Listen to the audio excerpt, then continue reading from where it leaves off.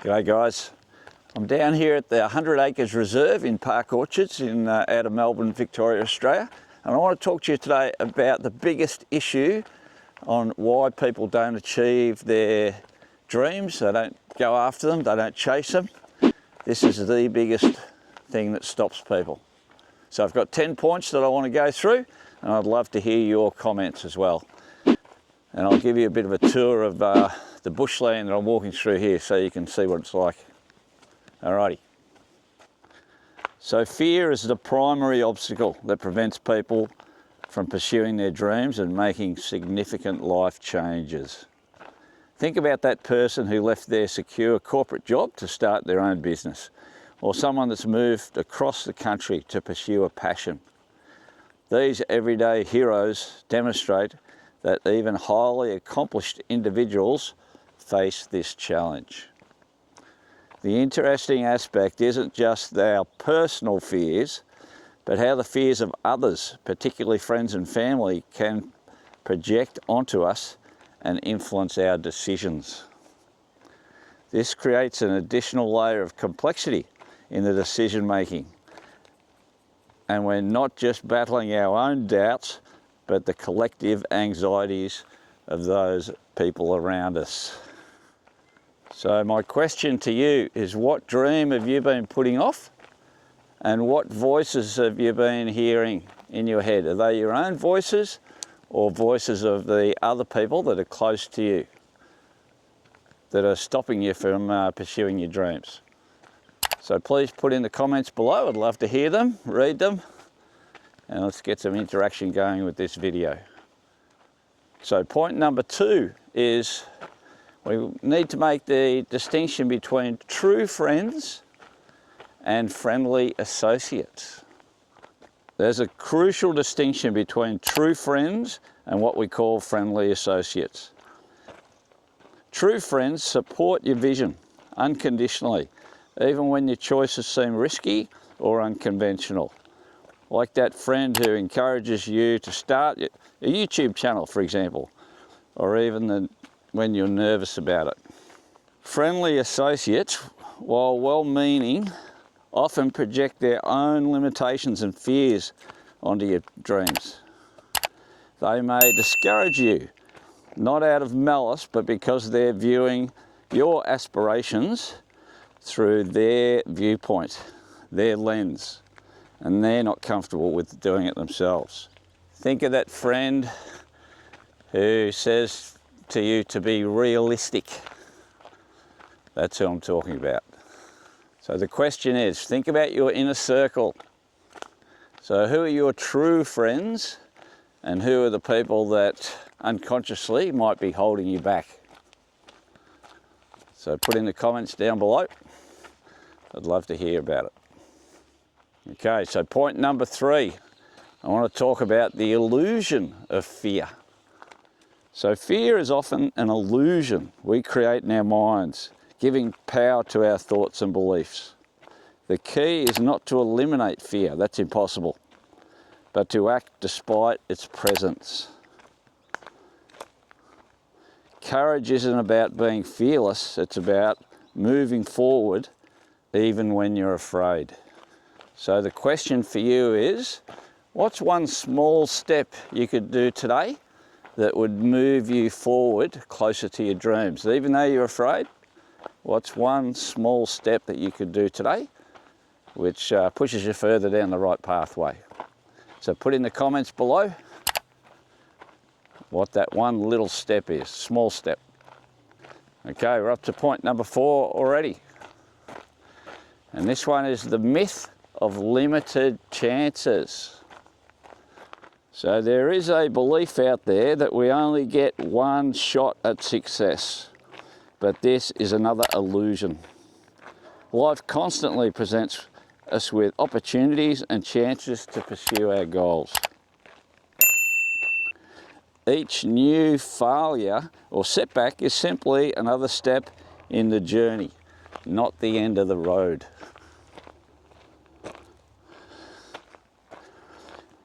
This mindset shift from scarcity to abundance is transformative. When we stop viewing opportunities as rare and limited, we free ourselves to take more risks and learn from each attempt. Rather than being paralysed by the fear, we're not wasting our last chance.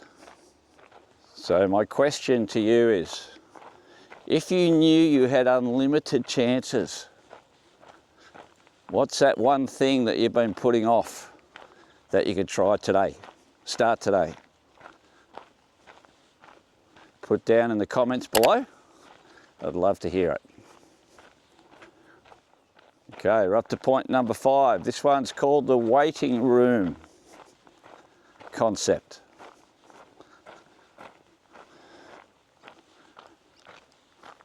This is a lovely park we're walking through, so I'll give you a bit more view of that.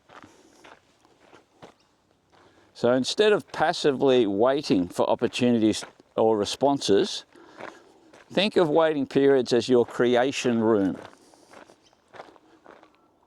A space where you actively build and develop while waiting for external results.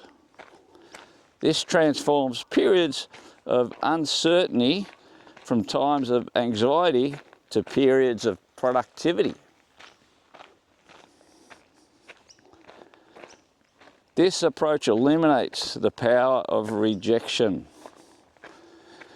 and waiting by keeping you focused on creating and moving forward in momentum. It's about maintaining agency in situations where you might otherwise feel powerless. While waiting to hear back from someone about something, what else could you be doing, creating or learning, moving forward? So what other projects or activities could you do right now while you're waiting for that other thing to materialise? You know, don't just wait. Start something new or get on with another project. Don't just wait for your last one. Otherwise, it's dead time. Okay, point number 6. The power of clarity and commitment. This one's a good one. Success requires more than just passion. It demands clear goals and unwavering commitment. Vague dreams need to be transformed into concrete plans and actionable steps. This clarity helps navigate the inevitable challenges and uncertainty along the way, because we know that's definitely going to happen. Commitment means staying dedicated, even when the path becomes difficult or unclear. It's about making daily choices that align with your larger vision, even when immediate results aren't visible. Like a marathon runner who trains regardless of weather conditions. Your commitment needs to weather all circumstances. So the question on this topic, what specific actionable steps can you outline today that will help you move closer to your larger goals? Put down in the comments again. I'd love to hear them. This is another important aspect. All right. Looks like we're up to a little dam here.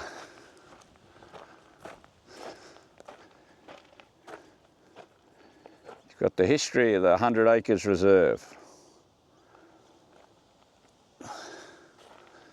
Little dam and a seat, so you can sit down and have a bit of a rest.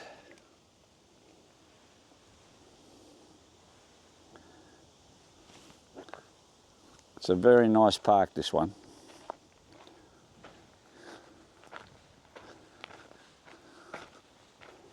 For the people that don't live in Australia, this is typical out of Melbourne sort of bushland.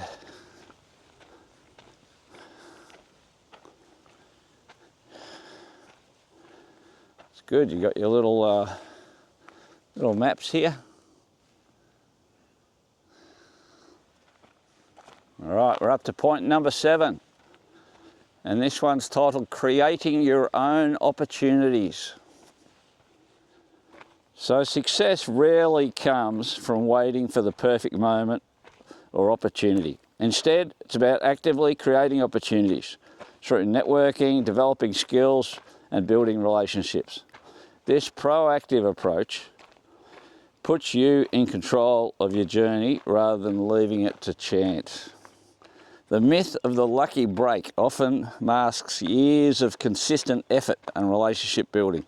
Success is usually the result of creating multiple opportunities and being prepared when they intersect with the right moment. Think of it like planting seeds. The more you plant, the more likely you are to see growth. So the question I'd like you to answer is, what opportunities could you create for yourself this week? So instead of waiting around and hoping you're going to get opportunities handed to you on a silver platter, what opportunities could you go and create this week? So put down in the comments below. I'd love to hear them. Alrighty, that leads us to point number 8, and it's the collaboration factor. A very important one. Everyone needs this one. So success rarely is a solo journey. Building relationships, finding mentors, and connecting with like-minded individuals can accelerate your progress and provide support during the challenging times. Every successful person has a network of supporters, advisors, and cheerleaders behind them. Your tribe can provide not just emotional support, but also practical assistance, connections, and opportunities. It's about finding people who share your values and vision, even if you're busy pursuing different dreams. Like a garden needs different types of plants to thrive, your support system needs diversity to be truly effective. So my question to you on this point, who could you reach out to this week to help nurture and grow your support network? So put in the comments down below, who could you reach out to this week that could help you further along your path? Love to hear it. Alrighty, number 9 is the freedom of insignificance. This one is a good one. So most people are too focused on their own lives to spend time judging your choices or failures. This realization can be incredibly liberating. It frees you to take risks and pursue your dreams without the weight of constant perceived judgment. Understanding this can help overcome the paralysis of perfectionism and fear of judgment. When you realize that most people are too busy for their own concerns to scrutinize your journey, it becomes easier to focus on what truly matters. It's like being at the busy marketplace. Everyone is focused on getting their own shopping done. So my question to you, and I want to hear your comments below, is what would you do differently if you truly believed that no one was judging you for what you did or your choices that you make? What would you do differently? Put down in the comments below. I'd love to hear what you would think about that one.